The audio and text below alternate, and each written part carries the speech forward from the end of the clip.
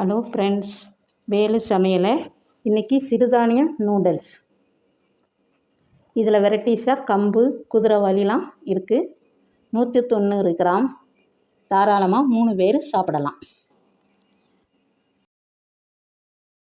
தண்ணி நல்லா கொதிக்க ஆரம்பிச்சு 1 ஸ்பூன் ஆயில் ஊற்றிக்கணும். அப்போ தான் அந்த நூடுல்ஸ் ஒன்றோட ஒட்டாது.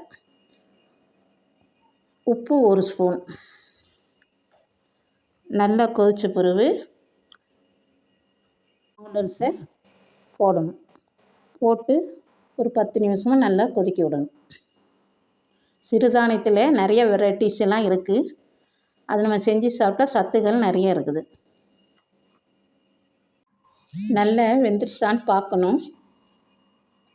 வெந்த உடனே நல்லா இது வடிகட்டி கூழ் வாட்டில் நல்லா தண்ணி ஊற்றி அலசிக்கணும். நல்லா வடித்தாச்சு. ஒரு 5 நிமிஷம் நல்லா உணர விடணும். நம்ம இருப்பு சட்டி போட்டு ஒரு 3 ஸ்பூன் நம்ம ஆயில் அதில் ஊற்றிக்கணும். ஒரு பல்லாரி நீளமாக நறுக்கி அதில் போடணும். போட்டு லேசாக கொஞ்சம் அதை வதக்கி விடவும். 1 ஸ்பூன் இஞ்சி போடுது.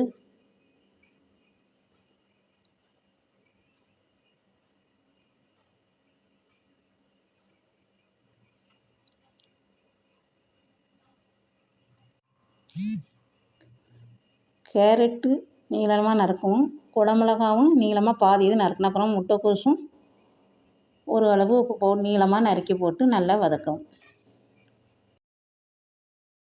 நல்லா வதங்கியாச்சு. இப்போ வெந்த நூடுல்ஸை நம்ம அதில் போடணும்.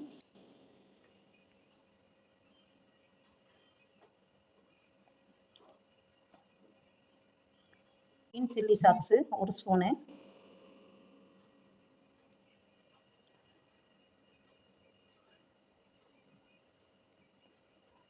Soya sauce 1 spoon.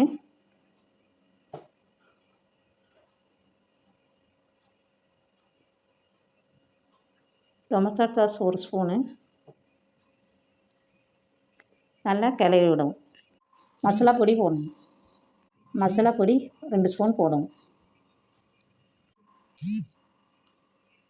உப்பு 1 ஸ்பூன்.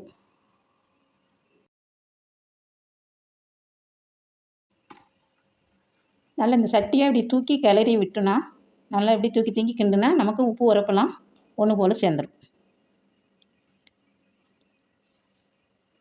சிறுதானிய நூடுல்ஸு இப்போ நமக்கு ரெடி ஆயிடுச்சு.